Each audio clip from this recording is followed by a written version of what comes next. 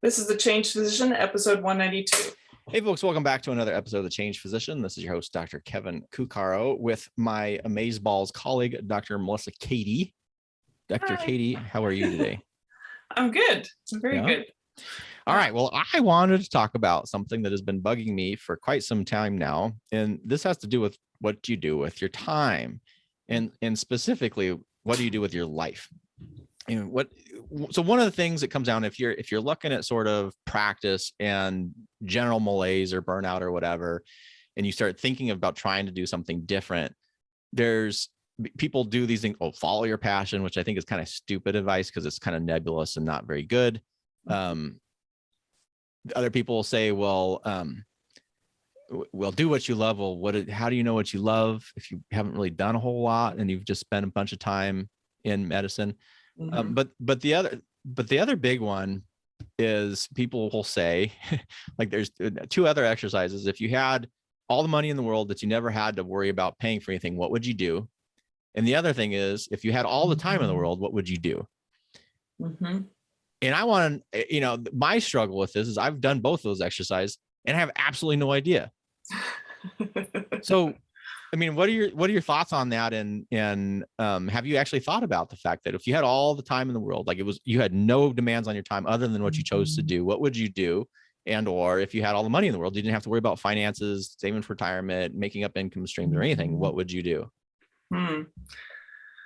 Well, I think all those questions you asked, I think a common, and I'll speak for myself, many times, it's almost like, I don't know if it really correlates, but sometimes if someone's asking, well, how do you feel? If you've never been like emotionally in tune with yourself and you try to like make sense of what you're feeling, not obvious stuff like scared or, but like just just thinking about the intricacies and the nuances of emotion. If you're not really like in tune with it and someone asks, or you're supposed to meditate and think about, I don't know, random, who knows, meditate, you're supposed to just calm the nervous system and breathe and all these things. But a lot of times I just get silence. Like there's nothing to grab onto. It's just this like void. Sometimes there's a void where you're like, what am I feeling? I don't know. I don't understand. I don't understand why I'm, this way or that way, or why I'm responding this way. And you don't have the awareness maybe to like know.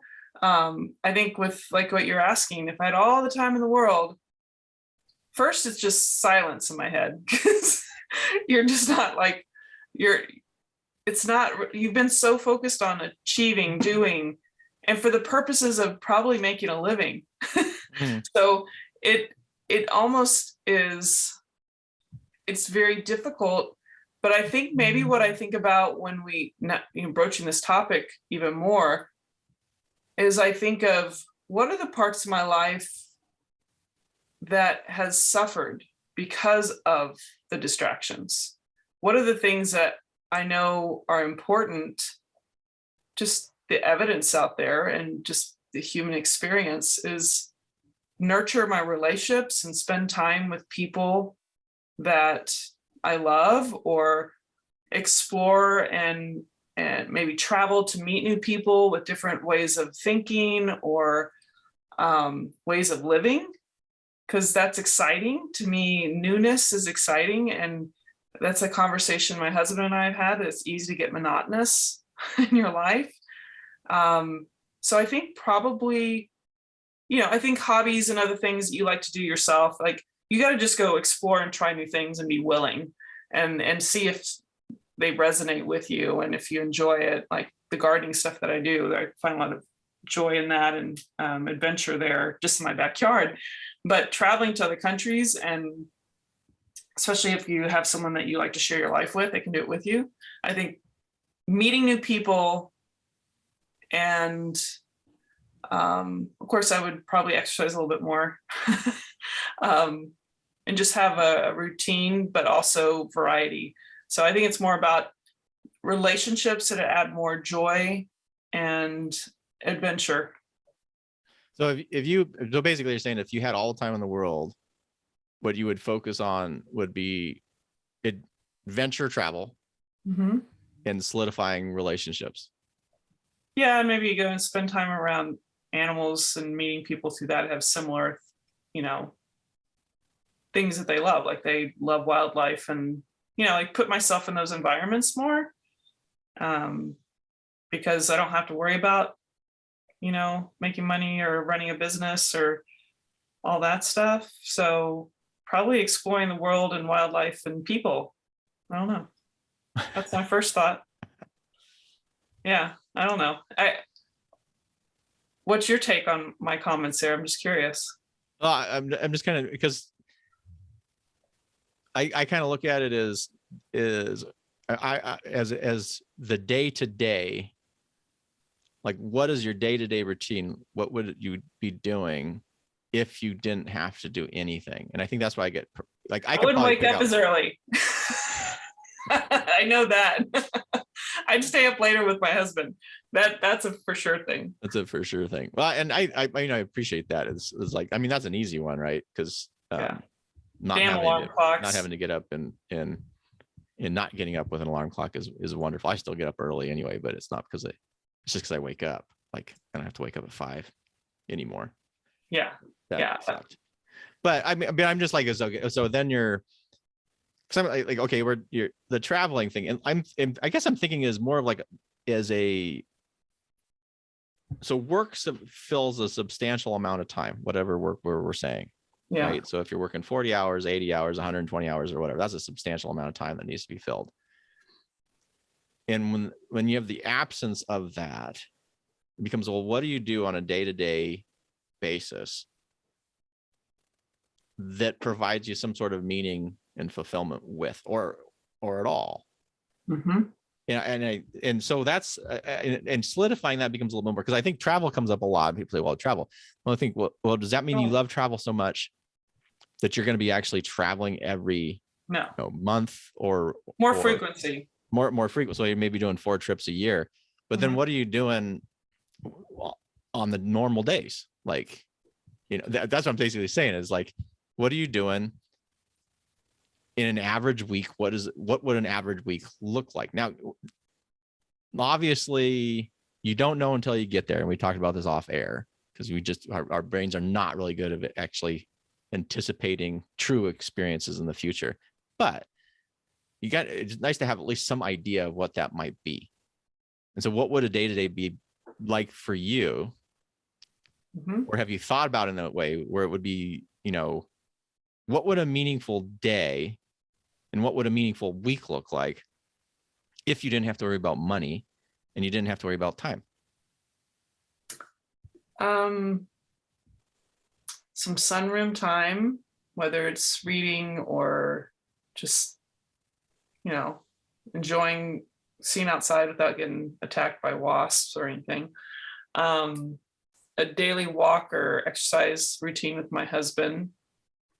Again, out in nature, and probably make it more of a habit, hoping that there are other people that don't have to worry about the money thing too, that you can invite them in the middle of a Wednesday afternoon to come visit and hang out, and that is a good point. That's a very good point. It's like retirees that, like, everyone else is busy working. Like, okay, well, that's why you want to have friends that are like, have freedom of time too. So, do you just make friends with those?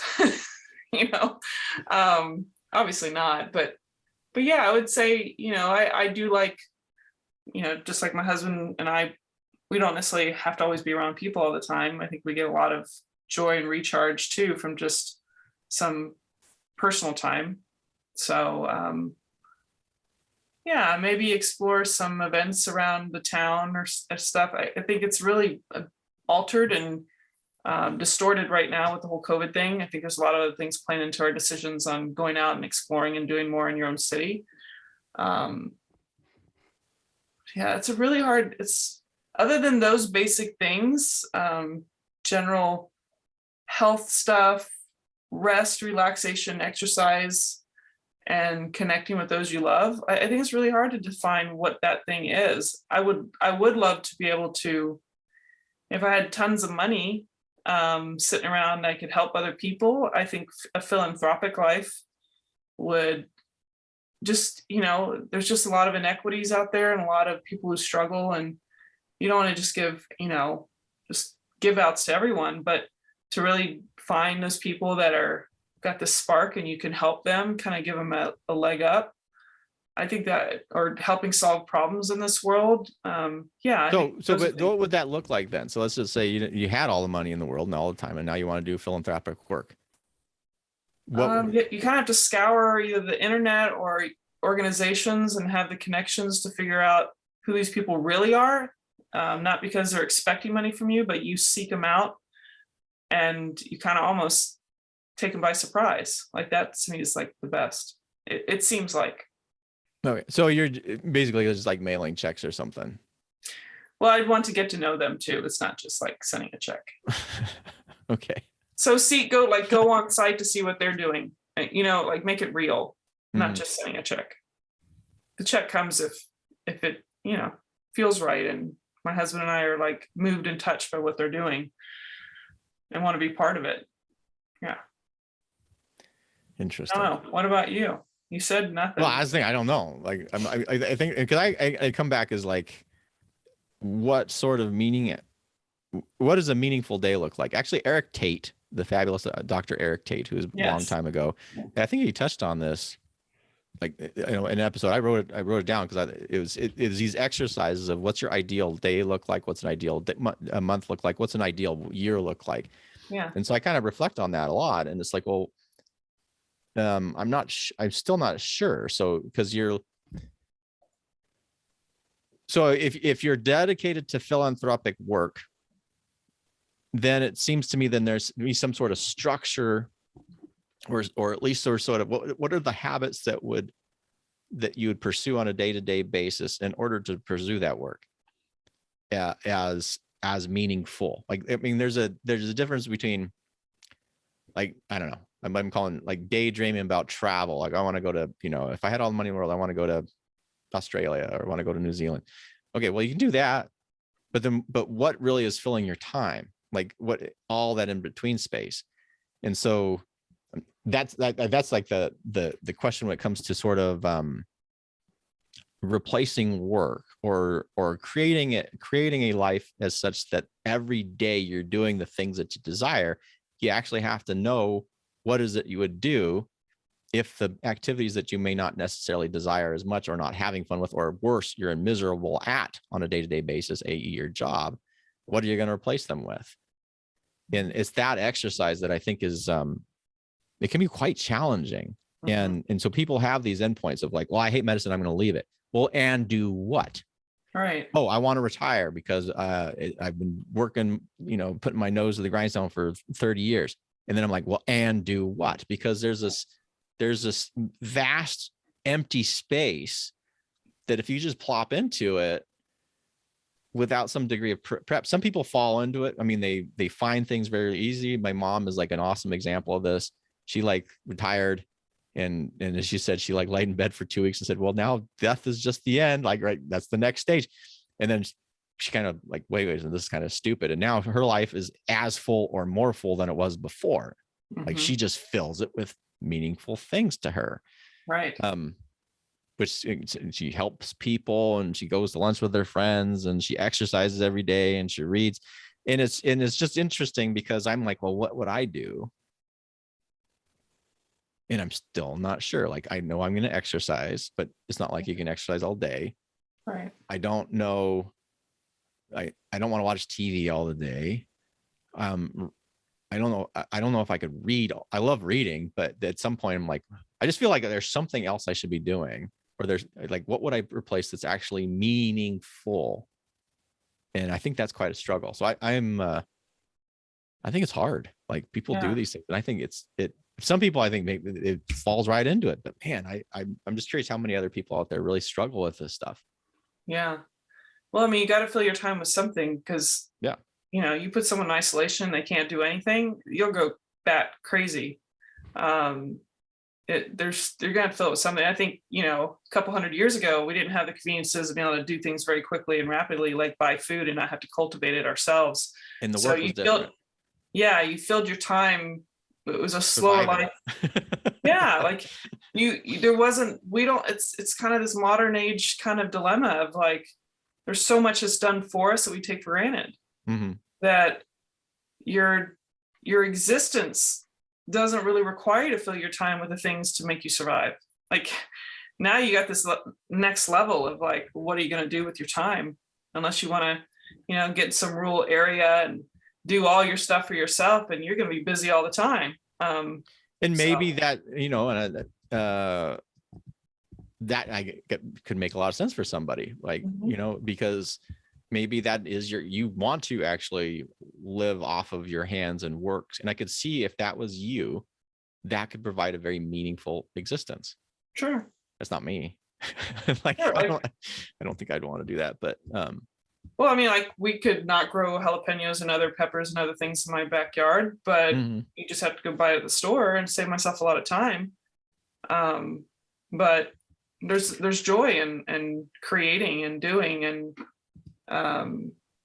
and even like from, you know, the value or the nutritional value of some of this is usually a little bit better than what's in the stores. It's been sitting around, but yeah, I think you just have to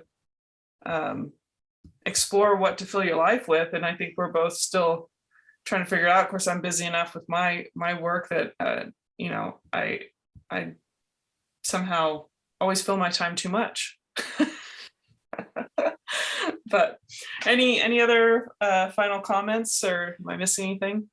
No, other than I was just thinking, well, this really kind of sounds like an existential crisis actually scenario. And then so I had to look up, well, actually, what is an existential crisis, just so I can know that I was right. And I'm like, yeah, this sounds to make sense. It's one definition of it is when you're feeling these feelings of conflict. So they're feelings of unease about meaning, choice, and freedom in life, whether the main concern is the same, that life is inherently pointless, that our existence has no meaning because there are limits on our boundaries on it, and that we all must die someday. And I'm like, actually, that's exactly what I've been feeling.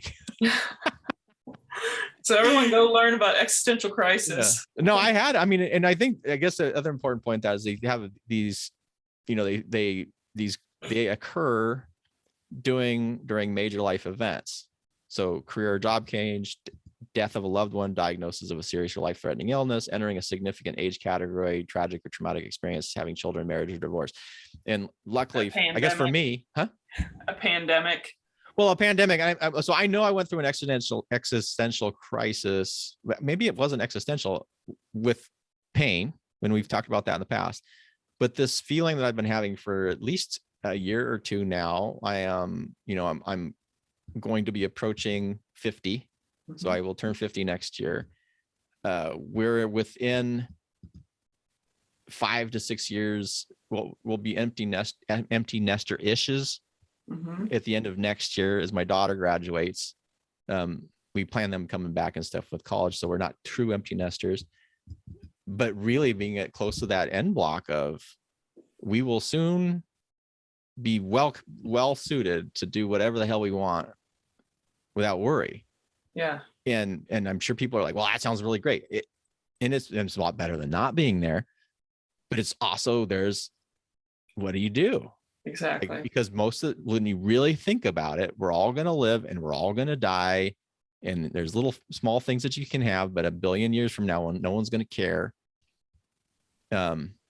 Yeah, anyway, so I think about this quite a bit. So if there's listeners out there and you have either gone through this existential crisis, or you have, kind of solved this stuff, or maybe you're early retired or doing things that you love, I would love to get some feedback on this. You can email me directly at drkevin@thechangedphysician.com, and tell us, is this something that you're nervous about? If you're a physician practicing, that maybe even though you don't like what you do, you're not sure what to do next. Or if you have combated this or kind of overcome it, I'd love to hear. I don't necessarily, your path will be very different from my path or Melissa's path or anybody else, but what are the steps that you took to kind of surmount this bridge? And I would love that feedback. I would love to hear from you. Yeah. Cool. So. Awesome. All right. Well, take us out. Take us out. Well, if you guys are having an existential crisis, well, as I said, contact me, because apparently I'm in the middle of one and just realized it in this moment. So, no, Was I supposed to take us out? Anyway, I think you can take us out if you want to, because no, go ahead. You're doing so great. Sitting here. But really, so we were basically talking about it. If you imagine, if you had all the time in the world and or all the money in the world, so that you can choose actively what you want to do every day, every month, every year, what would you do to create a meaningful existence? And so this was much more of a thought-provoking exercise. I don't think we provided any any answers on it. But you're not alone. But you're not alone. And I think it's an important thing to start thinking. And obviously, if you have surmounted this hump, let me know. Dr. Kevin at thechangedphysician.com. And until next time, stay well. Take care.